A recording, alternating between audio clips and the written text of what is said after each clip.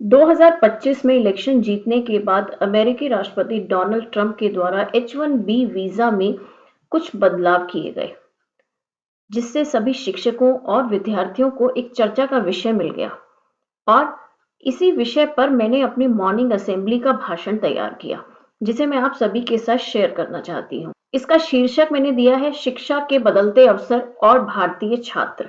इस भाषण के माध्यम से हम जानेंगे कि क्या H-1B वीजा में किए गए बदलावों से भारतीय छात्रों के सपनों पर ताले लग गए हैं। सुप्रभात आदरणीय प्रधानाचार्य महोदय, सम्मानित शिक्षकगण और मेरे प्रिय सहपाठी। आज मैं एक ऐसे विषय पर आपसे बात करने आई हूँ जो लाखों भारतीय छात्रों के सपनों को चुनौती दे रहा है, और वह विषय है, क्या विदेशी विश्वविद्यालय भारतीय छात्रों के लिए अपने दरवाजे बंद कर रहे हैं। भारत के युवा हमेशा से विदेशों में शिक्षा प्राप्त करने और अपने सपनों को साकार करने के लिए प्रयासरत रहे हैं।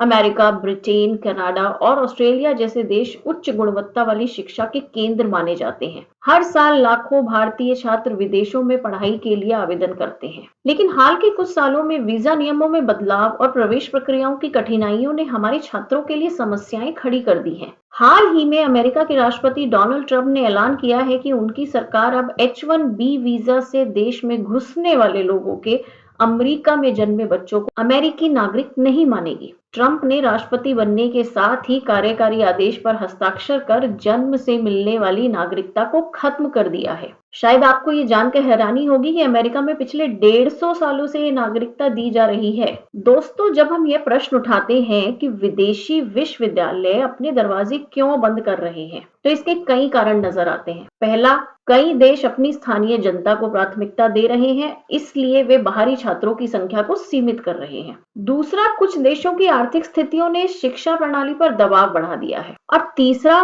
उनका मानना है कि इमिग्रेंट्स के कारण ही उनके देश में सामाजिक अशांति बढ़ती है। इन परिस्थितियों का हमारे छात्रों पर क्या असर हो रहा है? विदेश में पढ़ाई न केवल शिक्षा का माध्यम है, बल्कि यह भारतीय युवाओं के लिए एक उज्जवल करियर और अंतर्राष्ट्रीय स्तर पर पहचान बनाने का अवसर भी है। जब इन दरवाजों को बंद किया जाता है तो हमारे छात्रों के सपनों पर इसका नकारात्मक प्रभाव पड़ता है। लेकिन साथियों, हर समस्या का समाधान होता है। हमें अपनी शिक्षा प्रणाली को और मजबूत बनाना होगा। भारत में पहले से ही IITs, IIMs और एम्स जैसे संस्थान हैं जो विश्व स्तरीय शिक्षा प्रदान कर रहे हैं। हमें इन्हें और बेहतर बनाने पर ध्यान देना चाहिए। इसके अलावा हमें डिजिटल शिक्षा और ऑनलाइन लर्निंग प्लेटफॉर्म्स का अधिक से अधिक उपयोग करना चाहिए। इससे हम ग्लोबल स्टैंडर्ड की शिक्षा अपने देश में ही प्राप्त कर सकते हैं। मैं आप सभी से यह कहना चाहूंगी कि चुनौतियां हमेशा आती हैं,